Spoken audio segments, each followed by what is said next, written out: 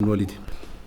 Voilà, bismillah ar-Rahman ar-Rahim, wa salatu wa salamu ala ashrafil mursalin, Sayyidina Muhammad wa ala alihi wa sahbihi ajma'in, wa man ittaba'ahum bi ihsan ila yawm din wa ba'd. Ayyuha al-ikhwa al-akhawat, assalamu alaykum wa rahmatullah. Vous avez remarqué, une fois par an, on se voit. Et j'ai demandé au frère Mohamed Tafraouti Hafidahullah, je lui ai dit, tiens, ça fait combien de temps que je viens ici à Vigneux?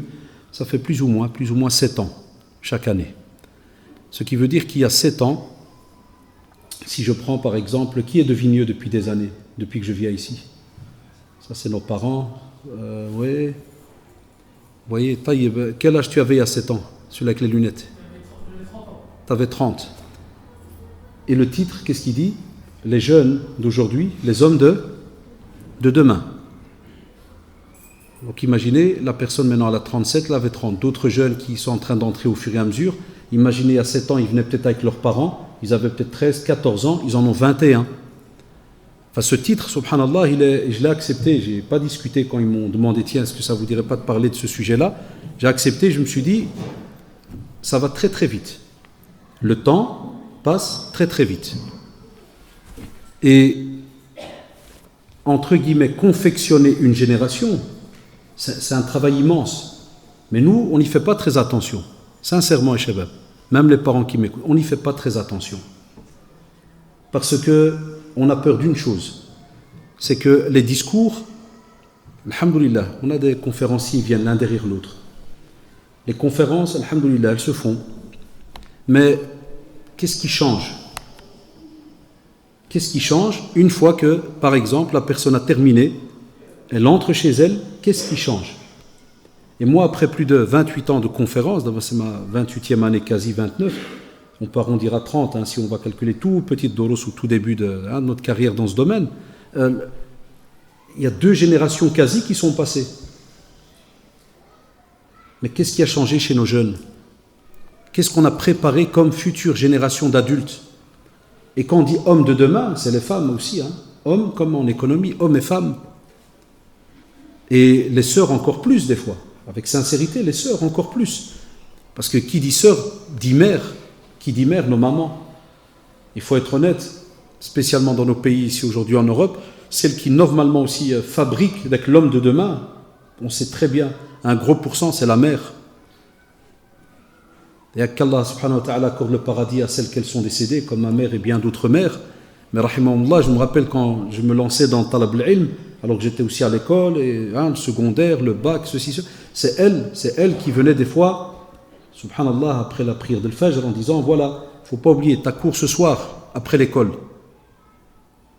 L'école, c'est bien, il n'y a pas de souci, c'est important. Mais rahimallah me disait, mais après tu as cours avec Cheikh. Tu dois y aller, tu ne dois pas lâcher, tu ne dois pas faire. Ça ne veut pas dire que mon père ne le disait pas, non, il était au bâtiment à ce moment-là, il travaillait, il était dans la construction, rentrait tard. On ne parle pas beaucoup de ses mamans, de ses mères. Et on ne parle pas aussi beaucoup de quelle éducation on donne à nos filles aussi, ces fameuses mères de demain. Et qui vont, subhanallah, laisser aussi sur cette terre les hommes de demain. C'est une équation incroyable. Wallah, c'est une équation incroyable. Hatta si on va en arrière, nos parents, lorsqu'ils sont arrivés ici, et ils n'avaient pas, comme calcul en tête, qu'ils allaient laisser ici les hommes et les femmes de demain. Une grosse majorité. Parmi eux, mon père, Hafidahullah et Shafahullah, n'oubliez pas dans vos invocations, la même chose. Il me dit, Wallah, mon calcul, c'était 1 an maximum. Combien de générations ils ont laissé? On est nés, nous, ici en Europe. J'ai eu mes enfants et j'ai mes enfants qui sont mariés, certains. Donc, regardez combien de générations. Ça, c'est en Belgique, c'est très court. Je viens de Bruxelles, pour ceux qui ne savent pas. Enfin, que penser en France où l'immigration, elle est ancienne. Et on ne parle même plus d'immigrés maintenant, parce que les jeunes, on est nés ici. Il ne faut même plus m'appeler immigré ou toutes ces appellations comme vous le savez. La Kinchouf, subhanallah, combien d'années sont passées? Alors, est-ce qu'on a pensé aux défis? Non, la première génération, un des défis qu'ils avaient, c'était le côté économique, comment pouvoir un peu survivre et avoir une vie meilleure de là où ils viennent. Et puis après, mashallah, il y a eu un deuxième défi qui est entré, c'est que dès qu'ils ont remarqué qu'ils ont commencé à s'installer, à ne pas revenir comme il fallait, entre guillemets, au pays, on a ce défi religieux, mais c'était un religieux basique, prière. Il fallait un endroit où prier. Il n'y avait pas encore en tête, Yak, al-Walidin, le fait de lancer une mosquée pour en sortir des machaïrs. Là, il nous disait, on cherchait où prier. Jazahumullah, ça c'était ce qu'on appelle en résumé du résumé avec les premiers petits défis qui ont commencé dans les années 50, 60, chez nous par exemple en Belgique dans les années 60. Mais maintenant qu'il y a autant de générations, qu'est-ce qu'on fait nous de tous ces défis-là? Côté économique, on va te dire ça c'est la vie d'un être humain en général, puisque tu as grandi ici, tu es obligé quand même de chercher, de subvenir à tes besoins, ceux qui sont autour de toi. On met à côté. Le côté religieux. Si tu veux construire les hommes et les femmes de demain, il n'y a pas le choix. On parle de qui? On parle de l'homme musulman, de la femme musulmane. Donc il y a une spécificité chez ces gens-là. Ils ne peuvent pas vivre n'importe comment. Et à ce moment-là, on te dit que ça devient, et on le voit aujourd'hui, c'est un défi immense de pouvoir rester sur sa pratique de la religion. Et dans le hadith rapporté par l'imam Tirmidhi, rahimahullah, le prophète sallam, il parle de la condition de ceux qui vont venir par après. Ceux qui vont, subhanallah, être et qui vont faire leur possible d'être rattachés à la religion. C'est comme quelqu'un qui tient une braise dans ses mains. Qabidu ala al-jamr, subhanallah. Comme si tu prends une braise, ça brûle. Tu vas faire tout ton possible pour la rejeter. Tu veux pas de mal.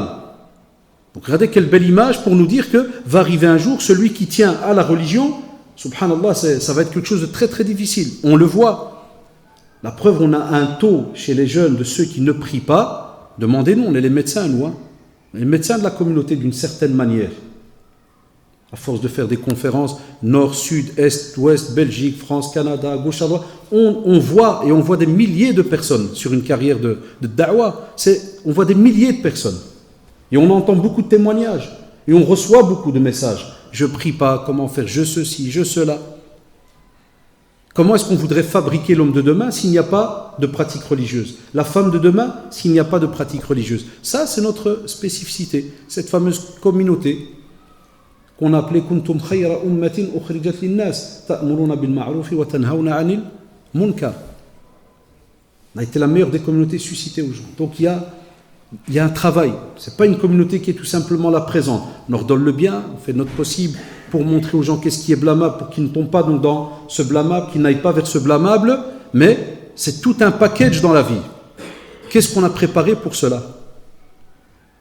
Lorsque je parle subhanallah, de ceux qui ne prient pas, même lorsqu'on va arriver chez ceux qui prient, même ceux qui prient, et il y a une stagnation. Ça veut dire, certains jeunes me le disent, ils me disent, alhamdoulilah, je prie.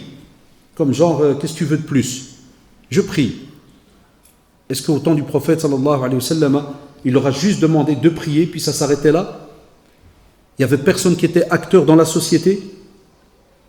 Il n'y avait personne qui, subhanallah, s'occupait de la da'wah, s'occupait du bien-être de la communauté, s'occupait même de ceux qui étaient non-musulmans, d'aller leur parler, d'aller discuter avec eux? Est-ce qu'il n'a pas envoyé des émissaires, des ambassadeurs dans les différentes régions? Le prophète, sallallahu alayhi wa sallam, a fait un tas de choses et il a éduqué. Et même dans sa manière d'éduquer, il a commencé, subhanallah, bit-tadarruj, il a été étape par étape. Et c'est pour cela qu'un des gros sujets qu'il a touché dans le domaine religieux, le comportement. Innama bu'ithu li utammima makarim al-akhlaq. Li utammima, ça veut dire qu'on sait qu'à la base, il y avait déjà certains comportements. C'est étonnant à dire, hein. Les Bédouins, les Arabes, là, dans la péninsule arabique, ils étaient incroyables. Ils pouvaient, wal'iyadu billah, enterrer une fille vivante parce qu'ils en avaient déjà 2 ou 3 et que ça leur tapait la honte et tout ce que vous voulez. Et le même jour, ils pouvaient avoir une fierté incroyable par rapport à sa tribu si quelqu'un insultait sa tribu. Le gars, il partait en guerre. C'est l'ajab. Le matin, tu tues un être humain, son propre enfant, et l'après-midi, il a une fierté incroyable parce qu'on a insulté sa tribu. Donc il y avait des akhlaq, il y avait des comportements des fois qui étaient bien. La preuve, on les connaissait par rapport à leurs paroles. On te disait, même si un mouchrik te donnait une parole, on ne parle pas du munafiq. Ah, ceux-là, c'est une catégorie de dingue. Ceux-là, tu ne sais pas comment t'arranger avec eux. Alors là, ils sont loin d'eux. Et c'est les plus dangereux. Ça te sourit, ça te prend dans les bras, et il y a un petit épée là ou un petit poignard qui est caché derrière. Et tu ne sais jamais quand il va te... Enfin, subhanallah. Mais, le mouchrikoun, est-ce qu'il n'y en a pas parmi les polythéistes qui ont pris en charge des musulmans? Et vous savez que ça se faisait en ce temps-là. C'est que le musulman, il était sous la protection d'un notable, de quelqu'un qui était respecté chez les Quraysh. Et que même s'il était non musulman, il était, subhanallah, respecté parce que il y avait un musulman, on n'allait pas l'attaquer. Parce qu'il était ami d'un musulman, on n'allait pas l'attaquer. Donc ils avaient des règles entre eux. Et aujourd'hui, on a perdu ces règles-là. Nous qui avons subhanallah, comme on dit, La pratique religieuse, elle est là. On n'a plus de parole, la confiance, alors que le comportement était une des premières choses que le prophète sallallahu alayhi wa sallam a instauré une fois qu'ils ont entendu Qul amantu billahi thumma istaqim. L'istiqama, la droiture, c'est tout un comportement. Qu'est-ce qu'on en fait nous aujourd'hui? Comment est-ce qu'on prépare nos jeunes, nos enfants? Avons-nous nous-mêmes, nous, un comportement à donner pour que nos enfants soient aussi un exemple? Parce que, et vous le savez, les frères et sœurs qui m'entendez, un père, une mère, comme on dit, tes enfants seront ta photocopie en général. Et puis, alhamdoulilah, avec la guidance et outre l'aide d'Allah subhanahu wa ta'ala, les enfants ouvrent les yeux des fois. Et alhamdoulilah, on peut avoir des enfants qui sont des fois le contraire de leurs parents, spécialement s'il y a un mauvais comportement, qu'Allah nous préserve côté parents.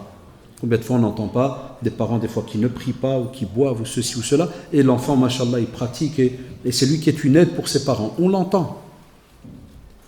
Aussi, Allah subhanahu wa ta'ala, par rapport à ce premier défi, et spécialement, si vous voulez avoir demain autour de vous une génération qui est bien structurée, il faut absolument qu'on ait une relation avec le Coran et la Sunna de manière structurée, un juste milieu comme on le rappelle tout le temps, mais elle doit être présente. Parce qu'Allah subhanahu wa ta'ala nous met en garde, et c'est une menace qui fait peur. Il nous dit وَمَنْ أَعْرَضَ عَنْ ذِكْرِي فَإِنَّ لَهُ مَعِيشَةً ضَنْكَ. Wallah, il n'y a aucun doute. Parce que quand on dit en arabe fa'inna, ça veut dire c'est une certitude en langue arabe. Il n'y a aucun doute. Ça veut dire quoi? Ça veut dire si on vient, on te dit prends ce chemin-là. Et toi, tu me dis non, je vais prendre ce chemin-là. Attends-toi à vivre une vie très compliquée, très dure. Et voilà pourquoi lorsqu'on parle des générations futures, si on ne leur apprend pas cette relation avec Allah subhanahu wa ta'ala, avec le Coran, la Sunna, comment voulez-vous qu'on ait une génération qui puisse apporter quelque chose de très très important pour le monde? Maintenant, on vient de croiser, qu'Allah nous guide tous, à croiser un cortège de mariage. Maghrébins, ils sont musulmans. Hachallah, jamais de ma vie je vais sortir quelqu'un de l'islam. Ils sont musulmans. Quelqu'un aurait pu me dire, quoi vous avez commencé à dire maghrébin? C'est comme des fois pour taquiner, pour dire, voilà, musulman aujourd'hui, alhamdoulilah, voilà, l'étiquette elle est là. Mais dans le comportement qu'on a, est-ce que c'est un comportement de musulman? Vous savez c'est quoi les wheelings? Vous connaissez les wheelings, hein? C'est parce qu'un wheeling, tu ne fais pas de la moto. Ah mec, moi je fais de la moto. Ah wallah, je fais de la moto, depuis que j'ai 17 ans, j'en ai 47, 30 ans de moto. Wheeling c'est quand tu montes sur une roue. Je l'ai fait, mais dans des parcs cachés. On avait des endroits où il n'y a personne, que nous, on est les oiseaux et les... Mais pas, wallahi, jamais dans le quartier, jamais les voisins. Donc ici, on est sur la Nationale 7, un cortège, le conducteur l'a vu, vous avez vu les motos, mariage, triple fil, donc il y a la première bande, deuxième, il faudrait encore même le trottoir, des demi-tours en pleine nationale, des pointes, donc lorsqu'on parle de وَمَنْ أَعْرَضَ عَنْ ذِكْرِي, c'est dans tous les domaines. Le rappel d'Allah subhanahu wa ta'ala parle de tous les domaines. C'est un mariage, mais le mariage c'est un acte d'adoration, c'est une ibada. Donc tu le commences avec un acte d'adoration, tu le termines par un acte d'adoration. Tu le commences avec la khitba quand tu vas demander cette future femme comme épouse, et tu le termines comment? Par une walima, qui est un repas. Et où le prophète sallallahu alayhi wa sallam a dit à Abdurrahman ibn Awf radiyallahu anhu, quand il a compris que Abdurrahman ibn Awf s'était marié, il lui a dit awlim walaw bishat, fais un repas, même si c'est une petite bête, une petite chèvre, un petit, fais. Donc il commence par un acte d'adoration, il se termine par un acte d'adoration. Mais toi tu me dis non, je vais faire le contraire. Voilà pourquoi j'ai mal au cœur quand je vois certains mariages, comment est-ce qu'ils commencent, et ça rentre dans le sujet. Je me dis, qu'est-ce que ça va donner demain s'ils n'ouvrent pas les yeux, justement, avant demain? Parce que le demain, c'est pour dire le futur. Mais le futur, shabab, il est proche, il est lointain, c'est une marge. Mais de combien de temps? Personne n'a ça entre les mains. Il y a ceux qui viennent se marier, ils peuvent commencer déjà à dire, ah, Inch'Allah, non, c'est vrai, il a raison, mes enfants, moi, ils seront. Demain, tu meurs. Il se peut que tu n'aies même pas d'enfant. Il se peut que tu aies un enfant, puis tu meurs. Tous les jours, on reçoit des textos, un tel est mort, un tel ceci, une maman a donné naissance, puis elle est décédée, un père cadavre, tous les jours. Donc, tu vas ouvrir les yeux quand? Comment? Et c'est pour cela que ce défi, le côté, subhanallah, religieux, est important, parce que Si tu t'approches d'Allah subhanahu wa ta'ala comme il se doit, Allah subhanahu wa ta'ala t'annonce une très très bonne nouvelle. Et il te dit قُلْ إِن كُنْتُمْ تُحِبُّونَ اللَّهَ فَاتَّبِعُونِي زِدْ يُحْبِبْكُمُ اللَّهُ. Voilà, vous voulez vraiment que les défis qui viennent à nous, jour après jour, mois après mois, tu veux que, alhamdoulilah, tu les appréhendes d'une bonne manière et qu'on ait des hommes et des femmes qui les appréhendent, musulmans de bonne manière, tu dois être de ceux qui écoutent la parole du prophète. C'est pour ça qu'Allah subhanahu wa ta'ala interpelle et le prophète parle et on te dit قُلْ إِن كُنْتُمْ تُحِبُّونَ اللَّهَ. Si on dit qu'on aime, mais de manière véridique Allah subhanahu wa ta'ala, alors on doit suivre la sunna du prophète sallallahu alayhi wa sallam. Et là, c'est comme en maths, si et seulement si tu fais cela. Ad Allah subhanahu wa ta'ala, qu'est-ce qu'il fait alors? Là, il t'aime. Allahu Akbar. Si tu es aimé par Allah subhanahu wa ta'ala, est-ce que ta vie va être un désastre? Est-ce que les hommes de demain, les femmes de demain vont être des gens qui ne vont rien rapporter à la communauté? Wallahi, impossible. Donc il y a des gens, ils pensent que c'est des titres philosophiques ou je ne sais quoi. Abadan, wallahi, c'est des vrais titres. Et c'est ce qu'a fait le prophète sallallahu alayhi wa sallam. Le prophète avec les compagnons d'Allah alayhim, il les a d'abord rattachés à Allah subhanahu wa ta'ala. Et c'est pas facile. Quand tu as imaginez, quand tu as des compagnons comme Abu Bakr radiallahu anhu, c'est des notables, c'est des gens qui avaient des biens. Uthman radiallahu anhu, très riche. Abdurrahman ibn Awf, j'ai cité tout à l'heure, un des plus grands commerçants qu'il y avait à la Mecque. Et on lui prend tous ses biens. Il arrive à Médine et il dit la phrase très connue, Dallouni ala souq al-Madina. Alors que les compagnons, quand ils sont arrivés, vous savez très bien, à Médine, on partage les biens, on partage un peu de ce qu'on a, et lui va dire non, montre-moi juste le marché de Médine. Et il redevient riche.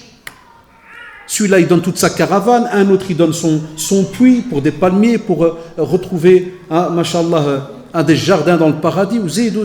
Donc il a commencé avec cette relation avec Allah subhanahu wa ta'ala qui fait que tu te déconnectes au début seulement, un petit peu de cette vie, de tout ce qui est éphémère. Pour qu'une fois que tu comprennes vraiment bien ta relation, à ce moment-là, tu rajoutes la vie à cela. Nous, on a fait l'inverse. Nous, maintenant, on est en train de courir après la vie et on essaye de temps en temps, quand on se réveille, de rajouter la religion dans la vie.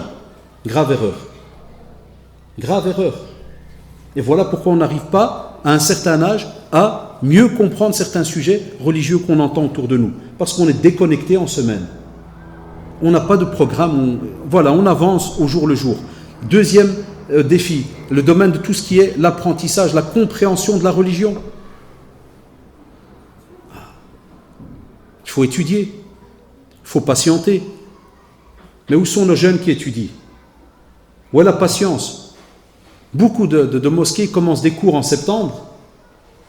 Beaucoup de professeurs commencent à donner cours en septembre avec des fois 100 élèves, 60 élèves. Tu arrives au mois de novembre, il n'y en a plus que 30. Et tu arrives en juin, il n'y en a plus que 4. Tout le temps, partout. Partout, il y a Shabab en Europe, ça se passe. Partout. Mais on veut former, mashallah, les hommes et les femmes de demain. De quelle manière?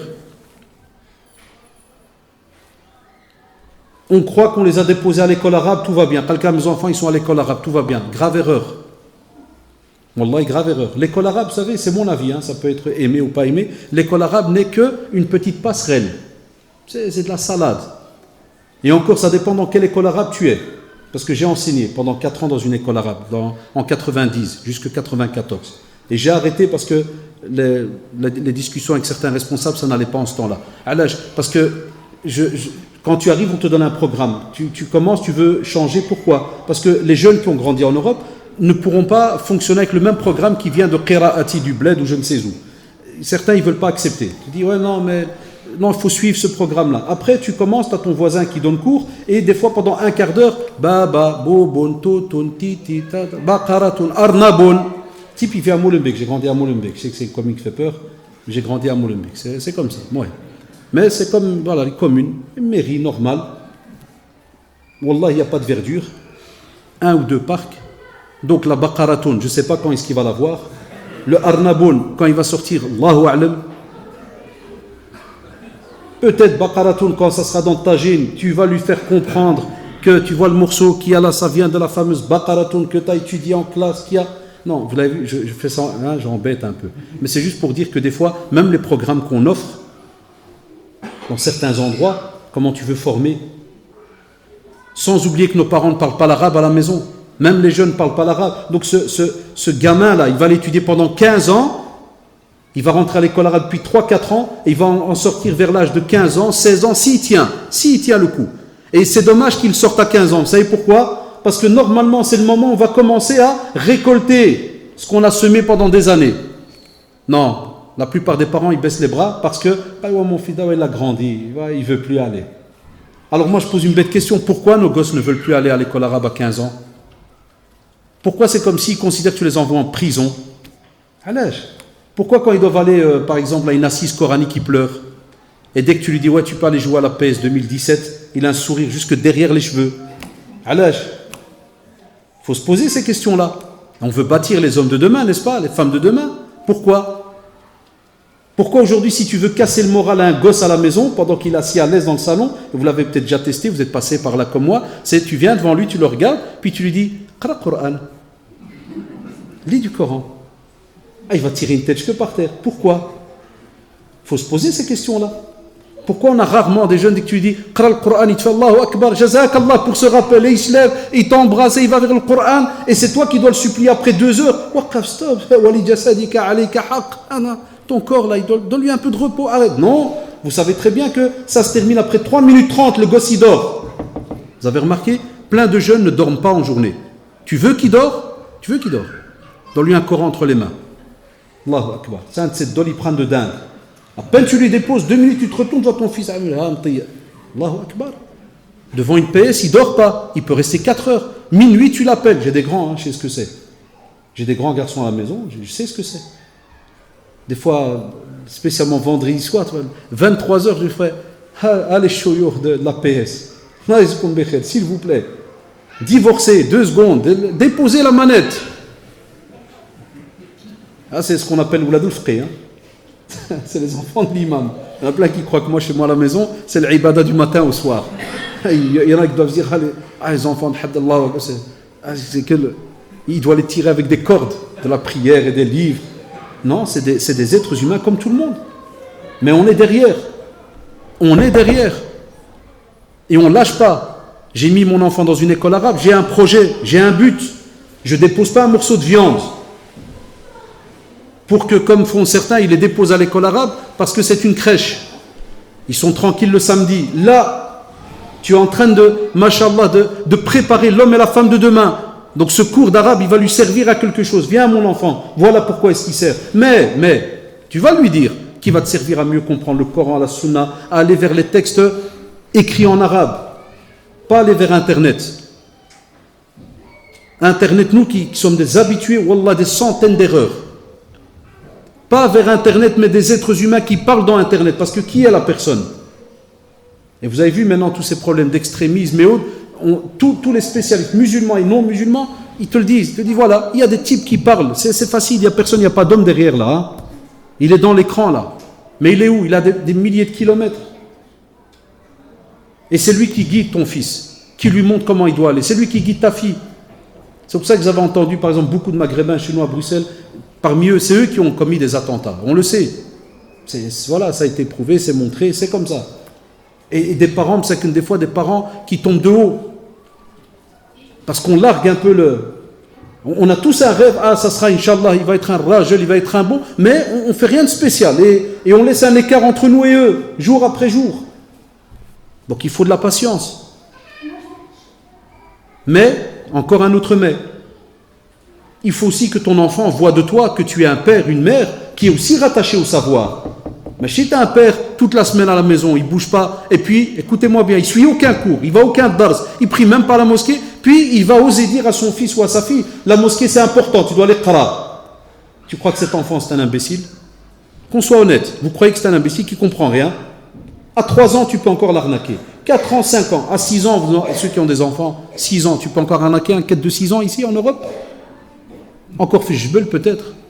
À la montagne encore, il devient le malin. Parce qu'Internet est arrivé en montagne. Je suis monté des cousins en montagne, ils ont Internet. Il n'y a pas de souci. Tu ne sais plus arnaquer aujourd'hui. Et quand ton gosse, il a 17 ans, et tu vas lui dire non, c'est important à la mosquée. Un jour, il va dire, mais si c'était tellement, tellement important, pourquoi toi tu n'y vas pas? Pourquoi tu ne vas pas des assises qui donnent des cours pour les adultes et autres? Donc aujourd'hui, on arrive à des 3, 4, 5e générations, et non pas encore la langue arabe. Et on a même Ramadan qui arrive dans quelques jours. Et je vous assure, ya Shabab, qu'il y a encore toute une partie de la communauté où l'imam va lire, il va des fois pleurer, il va des fois s'arrêter tellement le verset il est lourd. Et derrière, il y en a qui vont se dire, qu'est-ce qu'il a, c'est Hassan? Pas bien aujourd'hui. Pourquoi il pleure? Et vous allez voir, hein, c'est pas pour vous embêter, mais certains ils vont même dire, ah, je crois qu'il a des problèmes à la maison. Ou bien un autre, ouais, je crois qu'il est en dépression. Il a sûrement demandé une augmentation de salaire, pas moyen, il est massob. Ah, vous rigolez. Ah, vous rigolez. Vous rigolez, yak. Mais c'est la vérité ou pas? Combien vont prier, Wallah, mais ils vont savoir ce qui se passe. Il y en a même qui vont dire, purée, il est bien le type. Ah, il est bien. Hein. Et quand tu vas dire, il a lu quoi? Ouais, c'était du Coran, mais quelle sourate? Là, je parle pas l'arabe, frère. Ah, stop. Ça, c'est votre côté, c'est vous. Ashab l'arabe. Nous, on vient, on qassar avec vous, on écoute, on remplit la salle. Parce que c'est ce qu'on appelle nos futurs visiteurs. C'est les hommes de demain hein, et les femmes de demain. Sauf que les femmes ici, elles ne sont pas très concernées, alhamdoulilah, elles n'ont pas d'obligation de venir. Yak. Mais même comme ça, c'est mon avis. C'est pas interdit en islam. Vous savez, dans la sunna, on n'interdit pas à la femme si elle veut venir à la mosquée. Et moi, je vais plus loin. Je dis maintenant, en Europe, avec tous les défis qu'on a, wallah, je dis aux sœurs, venez. Si vos parents sont d'accord, vos époux, venez écouter les rappels. Venez prier. Wallah, qu'on en a besoin. C'est immense, les défis qu'on a face à nous. Des jeunes qui n'arrivent même pas à répondre. On a même des pseudo-musulmans qui commencent maintenant même à massacrer nos jeunes, ce qu'on appelle les coranistes. Ceux qui te disent non, la sunna, frère, les hadiths, c'est bien, ça fait 1400 ans. Tu as vu la preuve, il y a des livres qui disent ça, c'est les hadiths qui sont da'if, faibles. Donc ça prouve que les hadiths, il y a un souci dedans. Donc, contente-toi au Coran. Ils sont autour de nous. Ils ont un discours mielleux. On a des sectes aussi qui se disent musulmanes autour de nous. On a de tout. Mais, toujours pas la langue, toujours pas les cours comme il se doit, toujours pas de... On n'est pas au courant jusqu'au jour où tu entends « Ah, Flan, son fils, il est parti avec ceci ou cela. Ah, un tel, il a changé, il est ceci. Ah, une telle, elle a ceci. » Donc, ya Shabab, comment est-ce qu'on fait pour se préparer par rapport à cela? Si on ne vient pas s'asseoir ici, le meilleur des endroits, si on ne va pas courir, Wallah, comme vous courez après le bac, après certains diplômes, après certains examens, vous devez absolument courir après ce qui va vous aider dans l'au-delà. C'est votre pratique. Il n'y a aucun hadith qui dit que c'est le bac ou je ne sais quoi qui va te faire entrer dans le Jannah. Ça, c'est important dans notre vie, ici-bas, pour les biens matériels d'ici-bas. Et ça peut même, subhanallah, apporter un bien immense pour la communauté musulmane. Mais qu'on va te dire, c'est pour ça qu'il faut bien me suivre, hein, mais qu'on va te dire que c'est seulement ça qui fait l'homme, c'est une grave erreur. Et on le sait. C'est juste, hein, vous allez me dire, oui, c'est vrai, mais dans la réalité, wallah, c'est le contraire que l'on fait. On a des parents qui poussent leurs enfants dans les études à un point incroyable. Masha'Allah, bravo. Et quand tu lui demandes, et côté religieux, il te fait, mais quand il sera grand, Inch'Allah, il aura son diplôme. Alors il va aller faire des cours. Ah, il va aller faire left, Inch'Allah. Il ne va jamais aller vers ses cours. Et je le vois de mes yeux depuis 28 ans, que je donne des doros, c'est tout le temps la même chose. Wallahi ma, ils vont vers les cours. Certains, vous savez ce qu'ils font? Certains, écoutez bien, quand ils ont les 25, 26 ans, qui vont presque se marier, ils viennent chez moi à la mosquée, salam alaikum, tu ne donnes pas cher un cours sur le mariage? Masha'Allah, je lui dis, marhaba bik. Quel âge tu? Il me dit 26, t'étais où? T'as jamais suivi de cours? Il me fait non. T'étais où, frère, depuis 26 ans? Moi, je t'étais enlevé, t'étais kidnappé, t'étais carjacké, t'étais où? Je rigole avec eux, ils me connaissent, alhamdoulilah. Je dis, tu étais où? Ah, tu sais bien. Non, je ne sais pas bien. Comment ça, je sais bien? Non, je n'ai pas vécu ta vie, frère. Moi, je n'ai pas disparu 26 ans. Tu étais où? Explique. Ah, la vie. Comment ça, la vie? On va parler de la vie. La vie, quoi? On a déjà vu quelqu'un ici qui marche comme ça dans la rue. Tu dis que s'il y a, frère, c'est la vie, la vie. Non, vous l'en avez déjà vu? Il n'y a pas. Ça existait au temps du prophète, sallallahu alayhi wa sallam? Là. On a des textes qui parlent sur la vie et ainsi de suite. Naam. Mais alors comment tu joues avec? C'est de la pratique ce que je vous dis aujourd'hui. Certains, je vous ai bien dit, certains vont venir demander après comment il se fait le mariage en islam. Et puis tu as un autre groupe, dès qu'il y a le bébé qui est là, certains, il vient, voilà, on a un petit bébé, il est né hier. Ah oui, Allah yabarak, je dois faire quoi maintenant? Des fois, je rigole, je dis, ben, mange-le.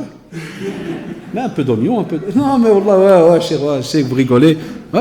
Je dis, ouais. Je dis, non, c'est rien, qu'est-ce que je dois faire? Je dis, billah alik. Vous vous rappelez l'histoire qu'on raconte très souvent d'un pieux prédécesseur qui aurait reçu donc une famille, hein, un couple qui lui aurait dit, voilà, on a un bébé, donne-nous des conseils. Vous vous rappelez, on entend souvent cette histoire. Puis là, il a dit, c'est trop tard. Comment ça, il vient de naître? Pourquoi c'est trop tard? Il est encore bébé. Il a dit, il fallait venir avant le mariage. Il fallait venir avant le mariage. Voilà comment on construit les hommes et les femmes de demain. Mais nous, vous avez remarqué, c'est une réalité. On s'amuse jusqu'à ce que le gars, là, il a 23, 24, puis a dit, tac, il a un petit flash, je vais me marier. Et tu vas te marier, tu veux quoi pour demain? Moi, je veux une sœur. Parce qu'il y a des packages maintenant. Ou en France, d'habitude, Bouygues Télécom, il y a une sœur. Et quand tu demandes à la sœur, et toi, chère sœur, je veux un frère. Ça veut dire à vous de voir maintenant dans quel groupe vous êtes. Il y a le frère, sœur, et l'autre, c'est quoi? Il n'a aucun groupe. Wallah, c'est comme ça que ça fonctionne de nouveau. Et j'ai mal au cœur, je me dis, Allahu Akbar, on est encore à ce niveau-là. Et tu trouves tout le monde alors qui a peur, qui court, je veux un frère. À un point où certains me disent, dans certains doros, c'est difficile de trouver un frère aujourd'hui. Ou c'est difficile de trouver une sœur aujourd'hui. Voilà la réalité. Pourquoi? On n'a pas préparé les frères et les sœurs d'aujourd'hui ou de demain. Saraha. Amma si on avait une communauté, mais scindés ensemble, main dans la main. Tu prends Vigneux par exemple, les musulmans, main dans la main. Les familles se connaissent, les jeunes grandissent ensemble. On voit qui est qui, kada. Est-ce qu'on aurait ces problèmes et ces questions-là? Et la preuve, c'est que nos générations, quand on était encore très peu dans certaines mairies à Bruxelles, c'est comme ça qu'on s'est mariés. On ne parlait pas avant frère, sœur, oui, non. Dans un quartier, on savait que toutes les familles, on les connaissait par cœur. Quels enfants, qui est Ahmar, qui est pas. Même quand un fou il venait demander en mariage, le père il regardait, il disait, toi tu es Wild Flan, t'es le fils d'un tel, ouais. Ouais, va faire 2-3 semaines en psychiatrie, après reviens chez moi. Et on rigolait quand on entendait ça, les plus grands que nous en ce temps-là. Ils disaient, subhanallah, ils disaient, na'am, on connaît. La parole elle tourne partout. Les gens savent. Et c'est pour cela qu'au temps du prophète sallallahu alayhi wa sallam, ya shabab, nous on a négligé tout ça. Pourquoi le prophète sallallahu alayhi wa sallam, quand il est arrivé, même avant d'entrer à Médine, quand il était à Quba, qu'est-ce qu'il a fait la première chose? Dites-moi. C'est facile. Il y a les jeunes, qu'est-ce qu'il a fait la première chose? Le prophète, quand il est parti de la Mecque, sallallahu alayhi wa sallam, pour aller vers Médine, vous vous rappelez, hein, ça s'appelle la Hijra, c'est juste. Qu'est-ce qu'il a fait avant d'entrer à Médine? Il est passé par une ville, juste avant, petit village, ça s'appelait Quba. Qu'est-ce qu'il a fait là? Mosquée. Il arrive à Médine, qu'est-ce qu'il a fait? Mosquée. Est-ce qu'il a fait après 3 ans?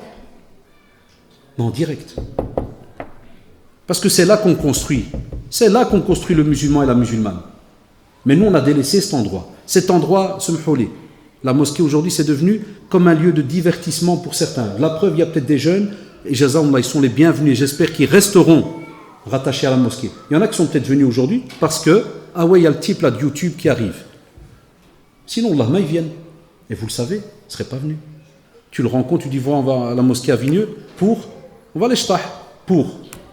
C'est quoi cette question? Pour. Ça veut dire pourquoi faire? Parce que c'est Baytullah. C'est le meilleur endroit sur terre. Et c'est là qu'avec les discours, avec ce qu'on entend, qu'on forme les futurs hommes et futures femmes de demain. C'est comme ça chez nous en islam. Après vient s'accrocher tout le reste. Aussi, un autre problème, une fois qu'on avance avec cet adulte, il faut que normalement l'adulte qu'on est en train de préparer pour demain, il faut qu'il voit autour de lui une certaine cohésion. Il faut qu'il voit que les gens ont des points communs. Je sais, parmi vous ici, il y a des jeunes, ils sont au courant. D'autres pas. Il y a des parents qui sont au courant, d'autres parents qui ne sont pas au courant. Une grosse majorité de jeunes est en train maintenant de grandir avec de la haine entre elles. Tous les groupes là. Tous les noms de groupes qu'on entend. J'ai mis l'affiche de la conférence, je l'ai mis sur Facebook. Vous savez combien de messages j'ai reçus en privé? Des insultes. Qu'est-ce que tu vas chez ces égarés? C'est quoi cette rencontre d'égarés? Et ils ont invité tel professeur, c'est un Mshrout Walidin. Et ils ont invité un tel, c'est un égaré. Et il y a un tel qui dit que tel truc il est halal alors que c'est haram. Et ils ont invité flan. Et quand j'ai répondu une fois, et c'est encore écrit je crois, si vous allez dans ma page, j'ai répondu à quelqu'un, je dis voilà, ma page n'est pas un endroit pour... si tu es un musulman comme il se doit, qui se respecte, fais le déplacement, viens chez le professeur, salam alaikum ustad. Déjà quoi qu'il arrive, c'est ton frère en islam. Deuxièmement, il est plus âgé que toi. En général, quand c'est des jeunes qui viennent, la plupart des professeurs ont un certain âge. Déjà, chez nous en islam, tu respectes celui-là qui est plus âgé que toi. Et tu viens avec une bonne intention, quatrièmement. Viens avec une bonne intention, qui est que tu veux qu'il y ait un lien entre vous et que vous gardiez même l'opportunité de pouvoir discuter entre vous. Et tu viens avec quelque chose de structuré. C'est pour ça que Cheikh Saïd al-Kamali, hafidahullah, il arrive des fois que certains ne comprennent pas. Il arrive, pas toujours, mais des fois, wallah, moi je lui donne le chapeau. Même si des fois, ça arrive. Il y a des fois l'art et la manière. Wallahi, l'art et la manière, des fois, il n'y a pas le choix. À force qu'on fait semblant et toujours du discours mielleux, une fois, il expliquait, en résumé, il te dit, quelqu'un qui vient pour commencer à discuter avec toi de religieux, kada et tout. La première chose, quand tu lui demandes, est-ce que tu connais le Coran par cœur? Non. Tu parles arabe? Non. Et tu veux discuter de quoi? Puisqu'on va parler des ilms de science, de jurisprudence, d'avis de grands savants. Tu dois être sûr qu'il n'y a pas un avis qui diverge ou autre. Et on va aller plus loin, même s'il n'y a pas d'avis qui diverge par rapport à ce sujet-là, et que cette personne a pris un avis, mais vraiment un qawl, on va dire shad, ça veut dire que vraiment il est... Tu vois le kafar, ça fait, il n'est plus musulman, salam alaikum. Donc tu lui parles plus, tu le rends... Fini donc. Donc tu le croises, tu l'insultes, tu jettes même des cailloux s'il faut. Donc c'est ça la règle. Donc ça c'est un souci. Et que des fois nos parents les plus âgés, soit ils sont au courant, soit ils ne le sont pas. Certains parents âgés sont au courant, vous savez c'est lesquels? C'est quand ils tenaient une mosquée et que ce groupe de jeunes arrive et ils les éjectent. Et il te dit, vous étiez sur la bid'a, nous on est sur la sunna. Allez, barra maintenant. Une nouvelle ère commence. Et ça existe en France. En Belgique, alhamdoulilah, on n'a pas encore cela. Mais en France, dans le Nord, c'est déjà passé. J'ai été faire une conférence, j'arrive devant une mosquée, on me dit, tu vois, cette mosquée, ça c'est nos parents qui l'ont bâtie. Puis un petit groupe de jeunes s'est incrusté, puis ils les ont éjectés. Wallahi. Et on veut former les hommes et les femmes de demain. Après, on s'étonne que des non-musulmans, même politiciens et autres, ils profitent de cela, premièrement. Ceux qui ont une intention un peu tard, ils vont profiter de cela. Et deuxièmement, les autres politiciens vous disent, mais offrez-nous le contraire. Combien de fois on n'entend pas certains qui disent, mais donnez-nous un discours cohérent. Montrez-nous au moins qu'il y a une union. Et vous avez remarqué, on n'a pas de discours cohérent, même quand il y a ce qu'on appelle des moments importants là, par rapport à la gestion du pays, les élections, les ceci, ça part en guerre entre les jeunes. Et ce qui est étonnant, le mashaykh, ils sont calmes. Hein. C'est ça, tu vois l'akhlaq, tu vois le comportement. Les mashaykhs là, quand un sujet, ils sont peut-être pas capables à dire, tu les entends pas, ou bien ils te donnent une règle, ils se retirent. Tu dis voilà, c'est ce que l'on pense. Voilà nos limites si jamais on rencontre Allah subhanahu wa ta'ala. Mais, chez nos jeunes, les hommes et les femmes de demain, que des mashaykh. Moi, des fois, quand je donne cours, je donne cours aux adultes, 18 ans au-dessus, à Bruxelles depuis des années. Lundi, mardi, donc chaque année il y a un chapitre bien défini. Et quand je donne par exemple cours de fiqh, alors je suis qu'un petit talib, je suis qu'un petit élève, quand je leur donne cours, des fois exprès, je fais semblant de rien, donc je suis en plein cours, voilà, je donne des exemples, ça rigole, j'avance, puis des fois je m'arrête, puis je dis, excuse-moi les élèves, tu vas faire les ablutions, et puis tu arrives à tes pieds, tu as des chaussettes, puis il y a un trou. Alors tu sais que des jeunes, 18 ans jusqu'à des 38, 35, quelques âgés, j'ai 3-4 qui ont la cinquantaine. Et donc moi je fais semblant, je leur dis, tu trouves un trou dans les chaussettes. Je dis, qu'est-ce qu'on fait? Jamais tu entends à la seconde tout le monde qui te dit Allahu A'lam. Et là tu entends tous les mashaykhs de la salle qui se mettent en marche. Monsieur, il faut enlever les chaussettes. Monsieur, est-ce qu'elle a la taille de 10 cents ou 1 cent ou de 50 cents? Monsieur, c'est pas mieux que tu achètes des autres chaussettes? Et un autre qui te fait, monsieur, c'est une blague. Ça existe, c'est dans la jurisprudence. Ah non, tu fais des blagues, monsieur. Hein? Ah, on te connaît, monsieur Haddash.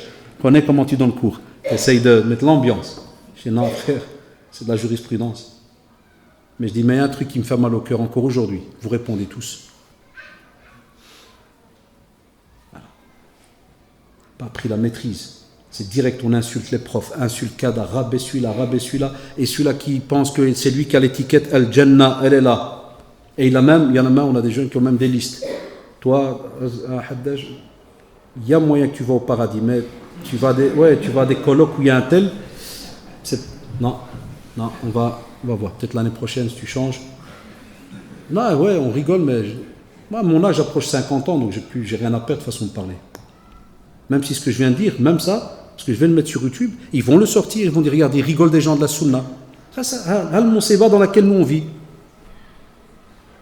Et on veut des hommes et des femmes de demain. Il y a les frères et les sœurs qui sont là, il y a les parents. Est-ce qu'on a pensé à tout ça? Vous voyez ce que je viens de dire? C'est ce qui a ouvert la porte à la dureté, qui est passé à l'extrémisme, qui est passé au terrorisme. Il ne faut pas faire semblant de rien. C'est ce qui a donné que des jeunes, tellement avec de la haine, ils passent à l'acte et ils tuent le khadar bliabes. Tout le monde passe. Mais on veut les hommes et les femmes de demain. Et on dort à notre aise, et on se réveille à notre aise. Il y en a qui préparent les vacances déjà de juillet-août, tout va bien. Et on attend les pécules de vacances, les primes fin d'année. Donc c'est alhamdoulilah, c'est des choses de la vie, c'est normal. Mais est-ce qu'on attend d'autres choses? Comme quand est-ce que mon fils va terminer le Coran? Quand est-ce que mon fils va avoir terminé peut-être une centaine de hadiths par cœur? Quand est-ce qu'il va être capable d'avoir une belle discussion en langue arabe? Quand est-ce qu'il va? Est-ce que ça, on les a comme projet? Aussi, s'investir dans la société. Vous le savez, Shabab, on est né ici et je ne pense pas, pour la plupart, qu'ils vont retourner au pays. Si déjà nos parents ne l'ont pas fait, même comme des fois ils sont pensionnés, ils ont, alhamdoulilah, une entrée qui est maintenant fixe, bidnillah, ils ont leur petite maison au bled, et des fois, même quand tu dis, oh, al-hajj, tu ne vas pas terminer quelques années sur le bled, le soleil, qu'est-ce que tu fais? Inch'Allah. Inch'Allah. Et d'autres, quand ils se fâchent, des fois, parce qu'ils me connaissent, ils me disent, mais je suis haddash, dis-ha frask. Quatre trouves politiques, mais des affaires. Tu leur dis, alash. On sait très bien que les jeunes qui sont venus juste après, est-ce qu'ils vont, eux, partir? Non. On sait qu'une grosse majorité ne partira pas. Alors, qu'est-ce qu'on a préparé? Et pourquoi je soulève cette question, même si elle pourrait peut-être des fois déranger? On sait qu'il n'y a pas le choix, il y a certaines mairies. Oh oui, ce qu'il m'a dit. Impeccable. Oh oui. C'est quand les questions? Vous les avez? Ah, ils le font oralement. Mais oralement, je vais être méchant, parce qu'il y en a qui vont prendre une question sous conférence. Donc une question, c'est top chrono, 13 secondes. C'est une phrase. Un sujet, un verbe, COD, COI, c'est en français. Aqlo, ça fait. Oui, j'en ai pour maximum 3-4 minutes, Inch'Allah. Donc, qu'est-ce qu'on disait? Oui, les jeunes, partir. Qu'est-ce que j'ai dit? Le dernier mot, j'ai dit ça va peut-être déranger, entre guillemets. Par exemple, on sait qu'on a des mairies, comme chez nous à Bruxelles, où il y a beaucoup de musulmans. Beaucoup. Où des fois 60% c'est des musulmans, les habitants de la mairie. On a ça chez nous à Bruxelles. Ou même le maire, il est musulman. Voilà. C'est comme ça, alhamdoulilah. Démographie, kada, tout le monde est habité au même endroit. Taïb, qu'est-ce qu'on a comme programme? Qu'est-ce qu'on a comme projet pour le reste de la communauté? Des fois même, les gens qui sont autour de nous. Qu'est-ce qu'on a? Qu'est-ce qu'on a préparé? Est-ce qu'on est unis? Et est-ce qu'on est capable? C'est encore une autre question. De pouvoir travailler ensemble sur ce qu'il y a de commun entre nous pour pouvoir apporter un bien pour les autres générations qui vont venir. Est-ce qu'on a aussi même le sens de la responsabilité de se dire j'habite dans une mairie, je suis aussi responsable de ce qui se tourne autour de nous. Les jeunes, délinquance, gada, ce sont nos frères et sœurs. Et des fois, même si ce n'est pas des musulmans, ça reste des êtres humains. Tu passes aussi, tu le conseilles. Et on va dire, tiens, on va dire. Alors que mon avis, on parle à tout le monde, mais on va dire qu'on va se cantonner peut-être nos jeunes. Est-ce qu'on ose avoir un programme et sortir et discuter avec eux? Parce qu'on ne parle pas beaucoup d'eux, ces jeunes qui sont dehors là. Ces jeunes-là, c'est aussi les hommes de demain et les femmes de demain. Et ne dites pas qu'il n'y a que des garçons. Il y a peut-être des filles qui ne viennent pas dans le quartier se mettre contre un mur, mais si vous allez en discothèque, moi il y avait une période où j'allais avec des amis, wallahi, on faisait la da'wa, on prenait une voiture, sortait à minuit, et on allait vers 2-3 discothèques connues sur Bruxelles ou l'autoroute chez nous à Bruxelles. Ou même mon père, il n'a jamais su, mais il va peut-être le savoir maintenant, m'skin. Wallah, on allait l'osler et on se mettait devant la discothèque. Et en ce temps-là, on avait déjà la barbiche. Et les drôles du quartier, ils nous reconnaissent. Ah non, haddaj pas ici à Sahabi, mais non. Allez, frère. Ah, frère. Je disais, tu rentres, tu starts, crise cardiaque, tu dis quoi, Allah subhanahu wa ta'ala? Allah yazid bikhir. S'il te plaît. Et il arrivait que, combien on trouvait de l'benet? Allah, combien? Et encore aujourd'hui, je demande à mes élèves. Et ils me l'avouent, ils me disent, ouais. Hatta même les spécialistes des discothèques, vous savez ce qu'ils ont inventé chez nous à Bruxelles, je crois qu'il y a aussi en France, ils appellent ça les discothèques de jour. Vous savez que ça existe? Vous savez pas, hein? Wallah, il y a des discothèques de jour. Ils le font spécialement pour les élèves qui brossent, qui ne vont pas en classe, qui sèchent les cours. Et c'est chez nous, ça existe. On en a une, ils vont et ils passent la journée là-bas. Et la fille ou le garçon, ils reviennent, c'est notre viande à nous, hein, c'est notre chair. C'est des musulmans, msakin. Et ils reviennent, ils rentrent à la maison, ils remettent le hijab. Normal, et le walidin, Allah yarda alaykum, dit ça a été à l'école. Ouais, wallahi, chez nous. Et il m'arrivait quand je faisais le social, wallahi, d'aller récupérer certains élèves là. Tu rentres, puis tu vois, t'entends des sors. Je parlais à des amis animateurs qui me montraient qui allait, qui. Donc de nouveau, sens de la responsabilité. Donc ya shabab, comme d'habitude, quand on vient vous parler, on lance des pistes. À ce sujet-là, c'est pas pour rien que les frères l'ont fait en 3 jours. Parler du citoyen de demain, c'est pas pour rien que vous êtes là depuis vendredi soir, samedi et jusqu'à demain. C'est un long sujet. Lakin Allah yarhamkum al-walidin. Allah yajazikum bi khair. Ce n'est pas un sujet à prendre à la légère. C'est très très très très important. Parce que la période de nos parents, c'était très calme. Jazahumullah. Et même les Belges et les Français, ils le disent, les anciens. Ils disent, avec vos parents, c'était comme ça. Hein. Ouais, ils ne parlaient pas tranquille, khadma à la maison. Les choses ont changé. La communauté a grandi. On entend beaucoup de choses maintenant. Mais s'il vous plaît, la manière comment les choses fonctionnent aujourd'hui, même, je vous le dis, la preuve, je le répète une troisième, les attentats, qui d'entre nous aurait cru et entendre un jour qu'un jeune musulman en Europe le ferait, en Belgique ou en France? Qui l'aurait? Même moi qui est habitué des doros, Wallah, jamais ça m'a effleuré la tête. Rabbi shahid, jamais de ma vie. Alors je suis très au courant de ce qui se passe. Et jamais j'aurais cru par exemple, de chez nous. Ça s'est passé. Qu'est-ce qu'on prépare pour demain, Shabab? Qu'est-ce qu'on prépare? Est-ce qu'on va continuer juste à venir consommer des conférences, on se voit, on part, et puis demain, le colloque, il est oublié? Non. C'est ce que font en général les gens qui font des colloques. À la fin d'un colloque, qu'est-ce qu'ils font? Ils essayent de voir et de demander un avis, et on récupère un peu les idées, et on se dit, tiens, quel petit projet on va lancer cette année? Avec tout ce qu'on a entendu pendant 3 jours de conférence, quel petit projet on va lancer pour cette année? Même si on fait un seul.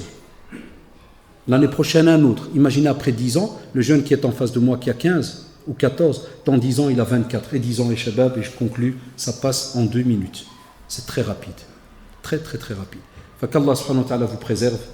Qu'Allah subhanahu wa ta'ala fasse que tout ce qu'on est en train de raconter là, qu'on le mette en pratique. Et qu'il fasse aussi, qu'Allah subhanahu wa ta'ala fasse que ça ne soit pas une responsabilité contre nous le jour du jugement dernier. C'est ça qui fait mal, ya shabab, et qui fait peur. C'est que tous les discours qu'on entend, c'est une responsabilité qui est déposée sur notre dos le jour du jugement dernier, parce qu'on nous dira, tu as entendu, tu étais au courant. Wallah jazakum bi khair. Faites votre possible pour que les choses avancent, et c'est ce que vous faites déjà, et on en est persuadé, alhamdoulilah, puisqu'on vous rend visite depuis des années. Très belle communauté, ou sinon je ne viendrai pas, et vous le savez. Wallah, très très belle communauté, hein, on entend toujours parler de vous, et il y a des projets, mais continuez en ce sens, et n'oubliez pas aussi vos frères et sœurs qui sont à l'extérieur. Vous êtes, masha'Allah, ce groupe qui venait, qui est à l'intérieur, vous êtes des habitués, mais s'il vous plaît, n'oubliez pas ceux qui sont à l'extérieur. Barakallahu fikum. Et on va voir un petit peu avec quelques petites questions de qu'est-ce qu'on pourrait se conseiller entre nous. Naama, frère. Ça.